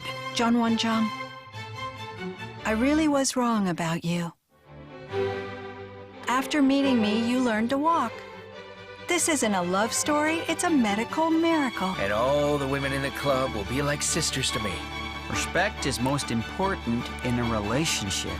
If a man doesn't respect a woman, then he's no man. Here, keep it safe. It's your playbook. Trying to be meaningful all day with them. In the end, you'll still be single with a bunch of new mom. I was smiling all day, every day. When I woke up every morning, I wanted to yell out, I'm so happy.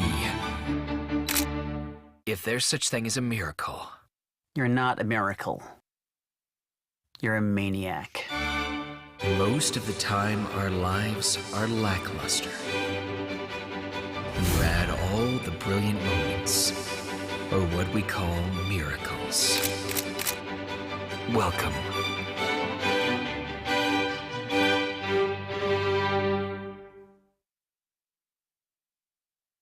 Live from UBC Studios in Kampala, this is Good Morning Uganda.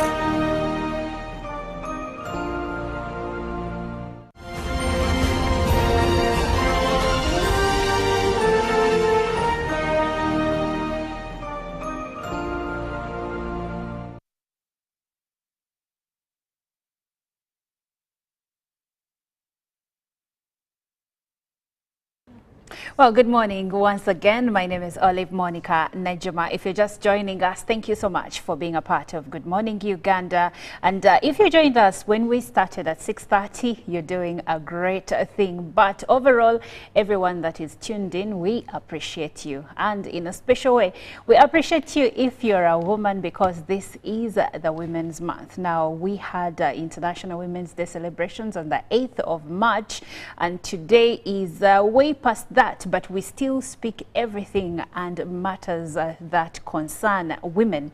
Now, when we speak about women, research shows that 40% of businesses that are started in Uganda are actually started by women. However, women have situations where they find themselves grappling to get finances and many other resources. Basically, the opportunities to support them to grow their businesses are slim. So how do we help these women? How do we empower them, and how do we skill them to ensure that they can butter their bread better, but also that they can get the opportunities that men are getting when it comes to running businesses, when it comes to skills, when it comes to innovations? And being a woman, this is a conversation that I am passionate about, because I mean, we don't want to leave anyone behind.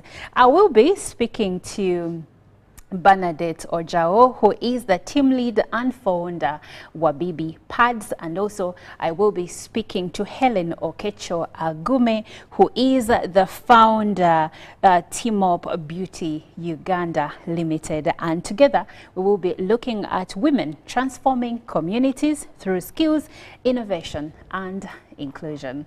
First of all, let me say good morning to my guests. Good morning, Helen. Good morning. How are you? Very well, thank you.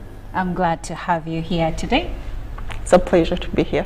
All right. Bernadette, good morning. Good morning to you. How are you? I'm very well, thank you. How of are course, you are very well, representing Africa. Exactly.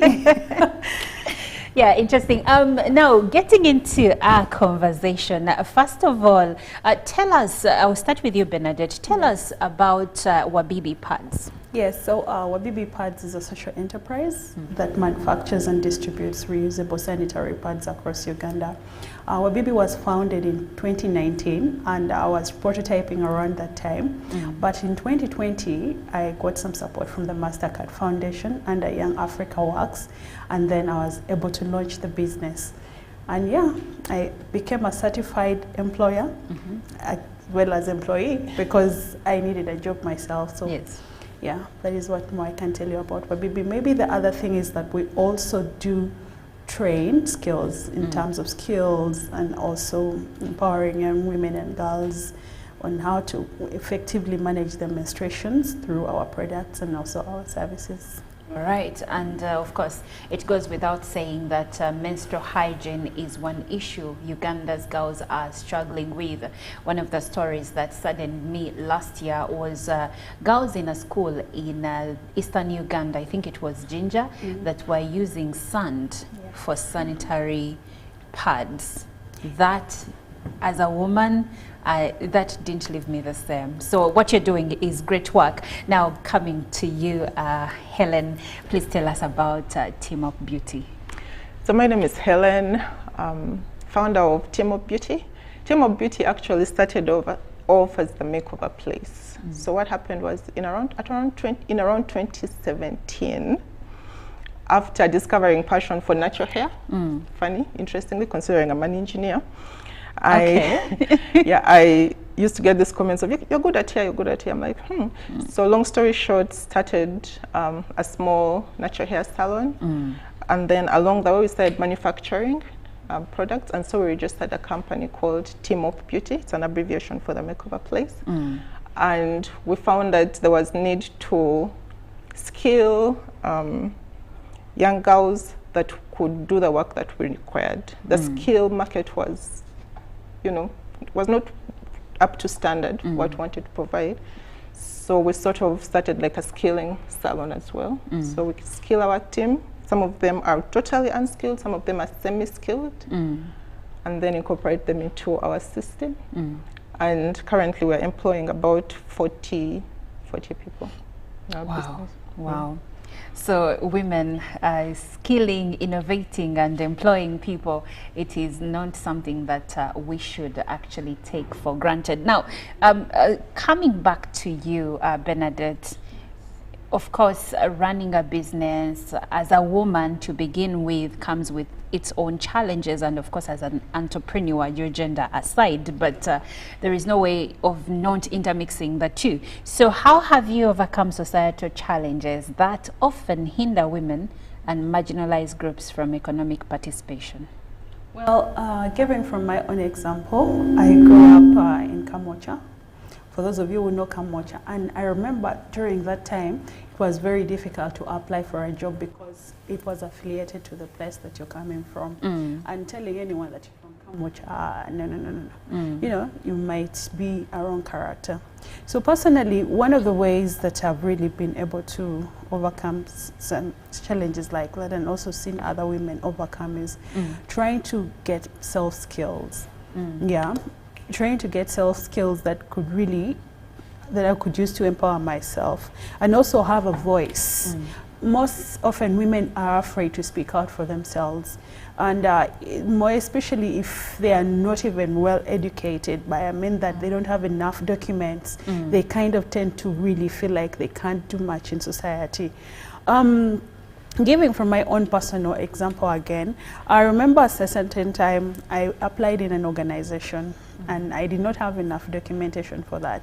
But I went in there and told them, well, I can learn on job. Yeah, that is, of course the manager asks me, well, okay, you can learn on job, but what other skills do you have? I told them, well, I have good communication skills. I have, you know, I'm good with people. I can easily relate. And of course, yeah, not long after that, I was given the position, and luckily, I was able to also, you know, perform better, and they even gave me a better promotion after that. But then in society, for me, example, especially me who comes from Karamoja, there is so much culture stigma around, you know, what women can do and what they can't do. For example, you find that men are very comfortable maybe tending and looking after their cattle, but the women have to go out there and fetch firewood, fetch water, come back home and cook a meal that a man hasn't even bought. Yeah. So what we are also trying to do at Wabibi is try to skill these women, yeah, get them to have something that they can use forever. And I've seen that, of course, we support from NGOs like Masiko. We recently ran a Girl Age program in Karamoja, and we were able to skill 250 women who are now working and making a decent income. And they're making pads and actually giving those pads to us to sell off. And at the end of the day, their livelihoods are able to improve. So I feel like society should really not look at women as if they can't. Women are capable of doing a number of things, but just that opportunity to be allowed to do it is what they really usually don't find the confidence to get into. So, well, I know how women are breaking economies, yeah. I know how women are in political and social leadership spaces and are doing great. Women are improving health and sustainability, I mean, and you know, the well-being of Uganda at large. And just like you said, 40%, you know, of the job industry is created by women. Look at me, myself, at Wabibi, I have over 15 people that we work with, but then we're supporting 250 women. But over the years, we've trained over 5,000 women how to make our products. And even though we don't keep track of this usually to understand what are they doing, except for the ones that we are already working with, women are out there doing something. At least someone has a skill that they can go back home with, you know? Yeah. So for me, I feel like, yeah, that is how we're able to do that. Well, thank you so much, Bernadette. Bernadette says that her organization has, over the years, trained over 5,000 women, equipping them with the skills that they can use forever. For me, the detail is in the word forever, because it's more of giving people the skills to learn to fish for themselves rather than giving them the fish, because when the fish is done, then what next? But if they know how to get the fish themselves, then they will equip future generations. Coming to you, Helen, well, Benedict has really shared so much that they do. I also understand you have over 40 people that you directly employ at Team of Beauty. Please share with us what specific skills you focus on in your initiative and how they have impacted those that you train. Okay. So, as I said earlier, we started off as a natural hair salon. So, the majority of the skilling we've done has been training these mostly women, maybe 90%. We've had a few men that have taken part in our training, but it's mostly been women, and they've learned to take care of natural hair, they've learned to braid, they've learned to sort of get the knowledge of how to start their own business, but also be employable. We do manufacturing as well, as explained earlier. For that particular department, we've not done a lot of skilling in manufacturing, but we've been able to work with our chemist is a woman, and the assistant production girl who was trained, the only one who's skilled in that department, is also a woman. So the main skills we've given really is hair care skills, which I think is an easy skill to start self-employment in, because everywhere they go, whether they go back to the village or they stay within the city, they will not fail to find someone that would need that service. Okay, and I know natural hair salons are a thing for the ladies that are into natural hair. Give you an example. I know, I won't name names, but I know a gentleman whose business is sister locks and micro locks. I know that gentleman. You know that gentleman. And I think he has been successful in his own right. I also have a friend that is doing the same business, and she's able to take care of her 4 children. She's a single mom, but you see that there is return on that investment. So I hear you when you say you train many people, especially in that realm. Now, let's look at collaborations. Actually, before we go there, let's look at the power of skills and innovation. And I'm still with you, Helen. What else can you share in your perspective why it is very important for women to have the skills that you're giving them and the skills that she's giving them, but basically overall, what in your perspective do you think is the difference that is made if we have more and more women skilled? Okay. Wow, so Uganda's population is about 52% women, according to Google. The recent census. Yeah, the recent census. And that's like slightly more than half of the countries. So if our economy is going to move forward, we have to skill the women. We can't leave the burden for the men. But also, women are very hardworking. In my experience, because I've employed people for a while, I've found women to be very reliable. The turnover for women versus men in our company, we've lost way more men for every woman that has left, and yet out of the 40, 34 are women. So imagine that's more percentage of men. You know, we've had this high turnover. So women are very reliable. Women have a God-given ability. I don't know what it is, but they are able to understand and multitask. They really understand things, and they're able to do multiple things at the same time. So I find them intuitive. They get it. They understand customer care almost naturally. Yes. They understand, you know, when a baby is in the salon, a baby is a customer, a baby is a valid customer.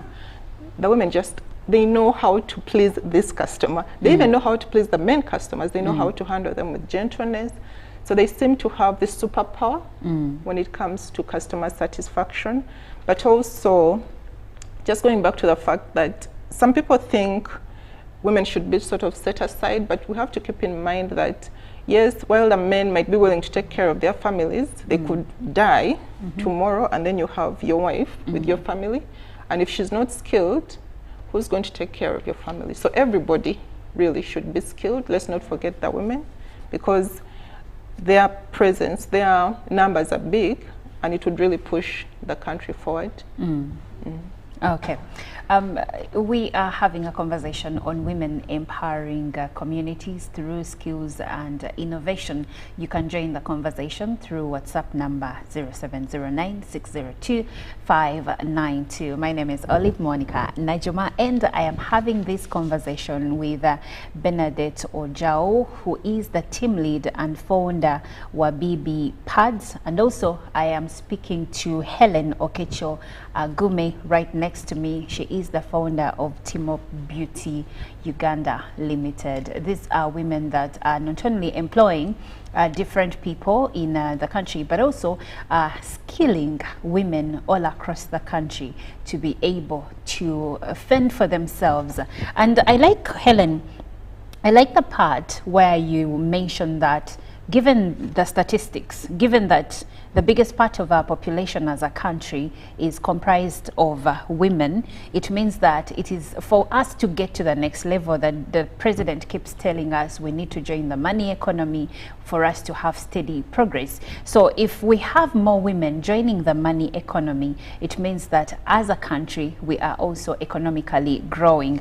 But then there is concern coming to you, Bernadette. There is concern that women, when it comes to innovation, when it comes to businesses, that the businesses we involve ourselves in are mostly feminine, and because of that, when it reaches points of like getting government tenders, getting opportunities of financing from the government, some of the ventures that women are involved in are not, the government doesn't appetite for those. What do you say about that? Well, that is a very valid point. Of course, we have very many women who are getting into business just because someone else is doing it, they are also doing it. For me, what I would really say is that it would be very good for you to research what you want to do. What is actually contributing to you wanting to do that? And again, I'm going to refer back to Wabibi and why I personally started Wabibi. Growing up, I had challenges of menstrual health, okay? And I saw myself firsthand having to use toilet paper in school. So when I was prototyping this project in 2019, I had to carry out a survey in Kambocha because I grew up in Kambocha to understand what is this challenge. Is it the same challenge in the community that I'm coming from, or it's just me? And guess what? With the later chairman of Kambocha, Kakoza, we were able to find out that of the 6 households that we went to, almost all of them had challenges with menstruations, and they were using things like newspapers, old cloth rags, and I could personally relate. So as a woman, I needed to innovate something that is already a challenge to me.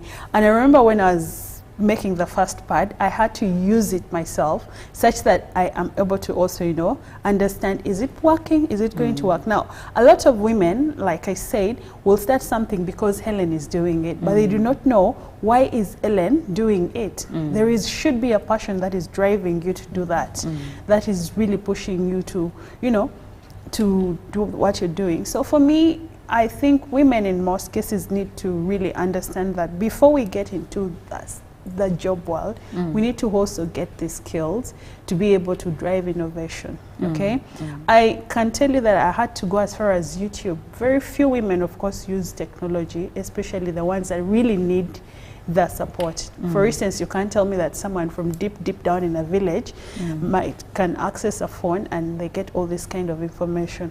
But yet the NGOs or organizations or social businesses or companies that bring in skills to support women. So when it comes to competing for tenders, definitely everyone wants to invest where they will see return. Yeah, and I have seen firsthand what women need to really concentrate in is what is selling, what is the hot cake, okay? What will never go away. Imagine, will periods go away? No. Until Jesus Christ comes, okay? I don't know if in heaven we'll be ministrating, but I really doubt. So but for as long as we're on earth, we are not until we reach perimenopause and then menopause. Yes. And imagine there is a girl who is being born today. Yes. So I always tell people who ask me, Bernadette, why do you pass on your skills to others? And I ask them, I haven't even covered 1% of where I'm selling my products from. will I be able to cover the all of Uganda in a bit? So if I share my skills with other women, I will be empowering them to first and foremost get the same skill to be able to serve the same goal or mission, yeah? And for me personally, competition is good, it's healthy. Just how you talk, like how Helen said, customer care. Women are naturally customer care, you know, people.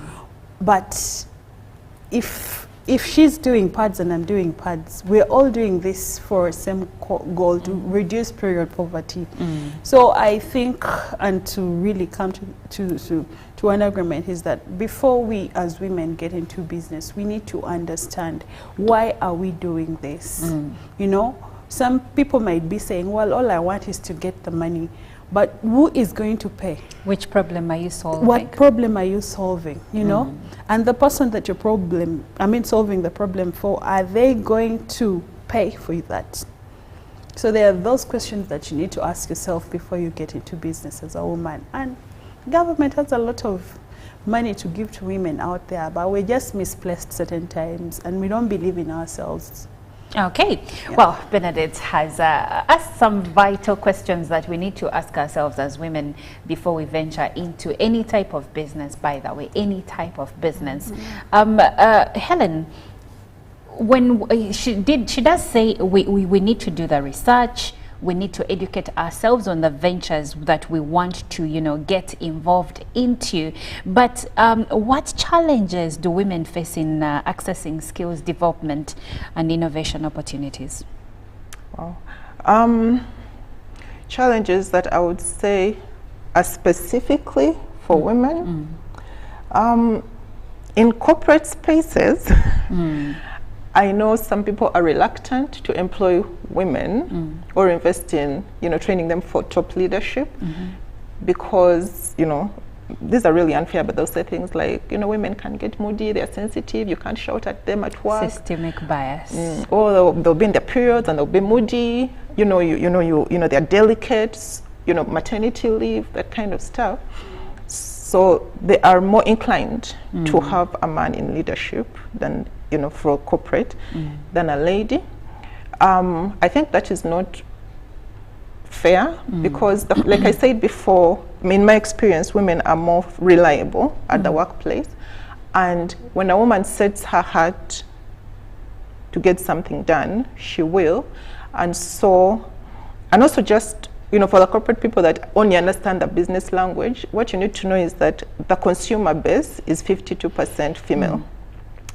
And most of the time still it will be the mothers deciding what goods are used in the home. So you want her in your decision making because she understands the market. She will give you an angle to your, you know, to your company or to your product that you would never have gotten from a group of just men in the boardroom. So you need those women in those spaces. But in terms of access to skilling, I'm happy that at least when the times when I was at school, I went to King's College, Budo, the cutoff point for boys would be 5, and then for girls it would be like 7. So it's obvious that the government appreciates that women need an extra support. Like, yes, they're smart and they're getting the 4s and the 5s, but they're pushing harder to encourage them, you know, to get the education. But I also think girls need to be told that you can do it, you can do it, you can do it, because in families, especially rural community, if there's an opportunity for 2 people out in the family to study, it's probably going to be the boys, because the girl is going to be someone's wife. But if we train our girls, you know, to take up these training opportunities, I think they will. All kinds of skills. I'm more in the feminine-ish field, you know, with the hair thing, but all kinds of skills, whether it's being a pilot. No, I think feminine is okay. Let's paint a picture. Let's look at some of the products that women use, or the big companies in the country. Let's look at Darling. The products they are making, who are they making them for? Women. When you look internationally, Rihanna is making good money with her Fenty Beauty because cosmetics business will never go away. I mean, if you have women, you must have cosmetics, you must have hair. So what you're doing is great. I know another lady that is making shea butter products from shea butter, selling natural hair products, and she's changing communities. She's giving women opportunities for money to make money. So it's okay to be in the feminine fields. Probably, maybe Bernadette can correct me if I'm wrong. As we venture into the female-aligned, I can't say venture again, but as we go into the female-aligned ventures or feminine-aligned ventures, like you're making pads, she's making hair products, she's doing hair.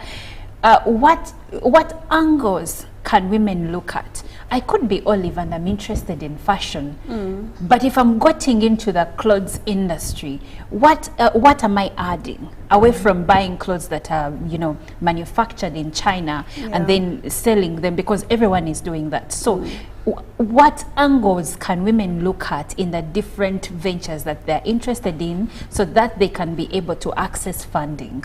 Yes, well, that's a good question. You know, we've heard of all these things called carbon credits. Yes. Yeah, climate change and all that. So personally, I happen to be in a space where everything that you do, as long as it's climate change related, you'll get funding for it.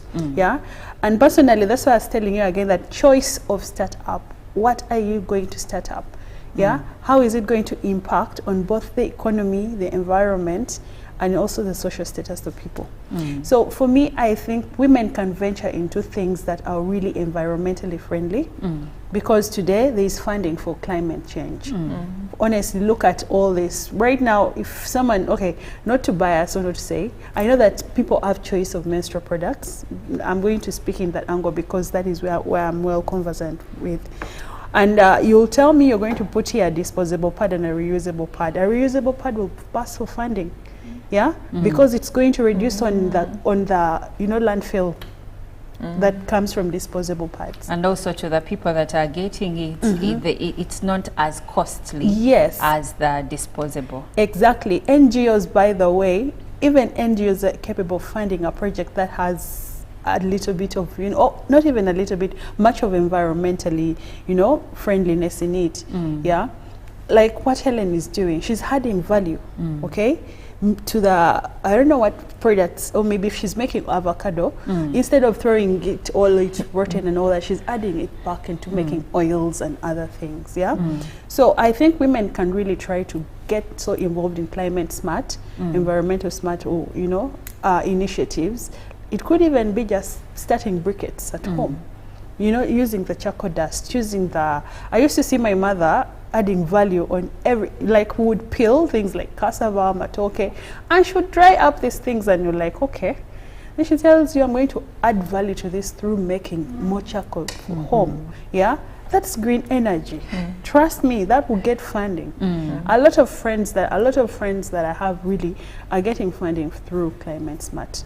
Okay. Yeah. So I would really, that is where I would emphasize mostly. All right. Yeah. Now, the other elephant, of course, in the room is on collaboration, because I believe as women that are trying to skill and, you know, help other women in the journey of innovation, you still need someone to handhold and help you to get to the next level.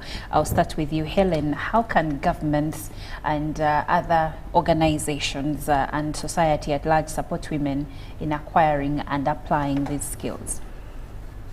Like I said before, there is some support, more support is required, because there's still such a big number of unskilled. The category of people that we've skilled quite a bit are former house helps. And these girls are smart. Well, the ones that we do skill, we vet. We vet smart, disciplined. They just need to be empowered with something. No one wants to be a household forever.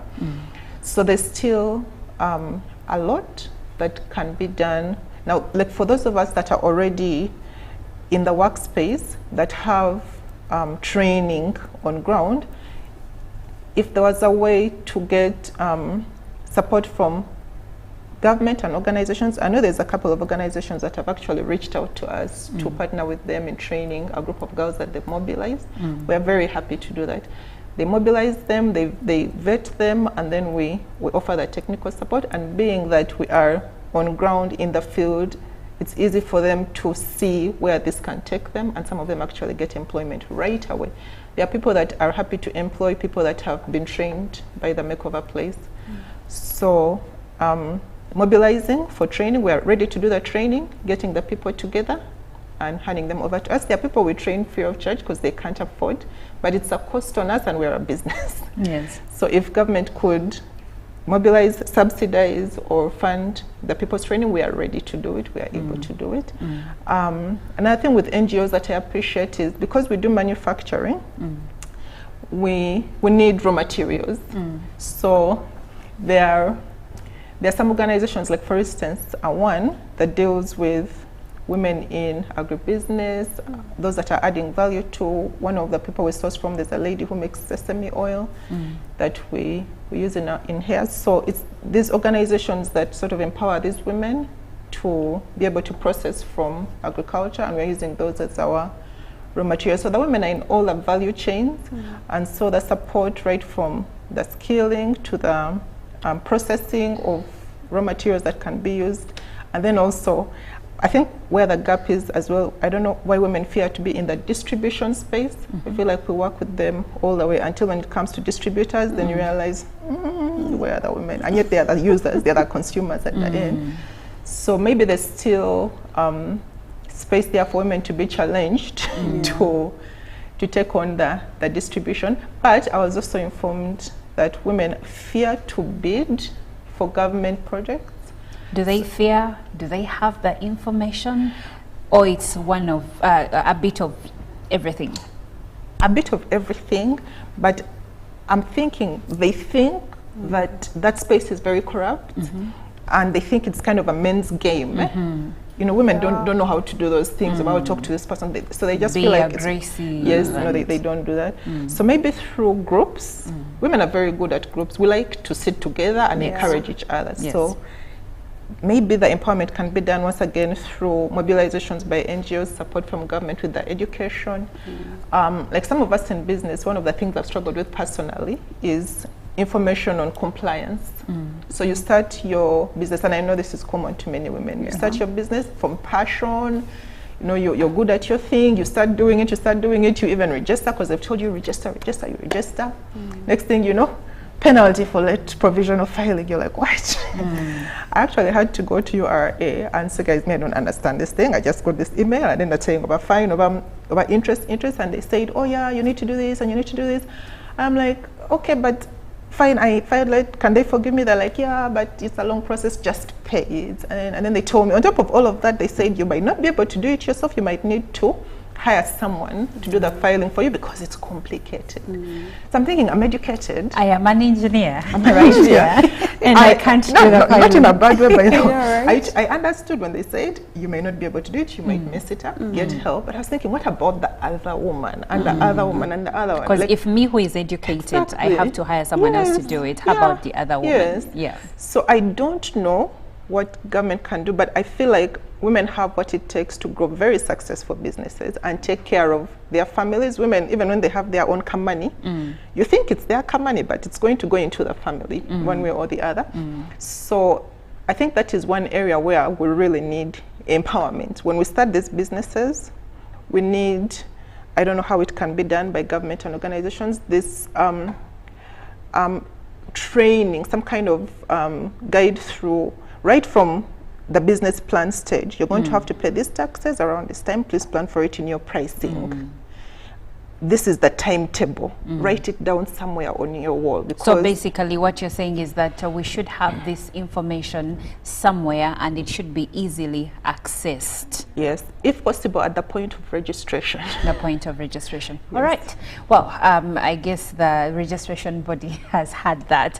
Well, Bernadette, we are coming to the end of our conversation, but I would like in maybe a minute or two to hear your views on hand-holding. What kind of hand-holding are women trying to get, or should the government extend to women that are in business and those that are seeking skilling and innovation? Well, that's a great one as well, because she's mentioned some of the things that I wanted to speak about. Women need really much and enough empowerment. Trust me, if you give me funding and you've not taken me through all these, precautions on how I could even grow my business better, I might not use it well. So there is so much empowerment that is needed for women to be able to actually also make more impact. Then the other also is making or giving out less expensive loans, okay? And that goes also back to the banks. A lot of women have all these brilliant ideas, have all these things, but the collateral that is really put out there makes it very difficult for women to even want to go and get loans to push on their businesses. So for me, my call would be for really to lessen on the collateral that women are asked for. Personally, I can tell you the truth. Up to now, I still feel scared to walk to a bank to ask for a loan, because what if the collateral they'll ask for is not really what I have? And a lot of women have that. There is a time I had a conversation with a lady still in business, and she did say that in as much as banks have come up with products that are in support of women groups, women businesses, she said they want zero collateral loans. As you close in just a few seconds, is that even possible? It's not possible. But also the other thing could be also supporting women businesses. Yeah, government has very many programs. Like for instance, the government has a plan, of course, of buying menstrual products for school girls. Yeah, I mean, instead of going to China, I'm sorry, China, but we have Ugandans who are producing these products. Why not build the economy from within? We're employing people. Okay, we are adding all to this economical, thing. So I think that is majorly the big support that would need, and also reduction on taxes on raw materials. Trust me, that one is also very big. Okay, thank you so much. Samuel Musoke says, hello, Najima, great cheerful women to the public. More support to them could bring much more better lives in our communities. Then Adikini Elsie says she's watching from Mbale, and she says she needs to get in touch with Helen for women empowerment in Bodaka. And there is someone asking you, Helen, if you can work on older ladies' hair. That has gray hair, but we'll get back to those maybe privately. Thank you so much for being a part of Good Morning Uganda. Thank you, Helen, and thank you, Bernadette, for being a part of this program. Thank you very much. Well, thank you, dear viewer, for being a part of the conversation. Now, Ruben is here to take us through the world of sports. I understand that tempers were high over the weekend, and he will tell us more about that. I will see you tomorrow at 6:30, so keep it locked on Uganda Broadcasting Corporation.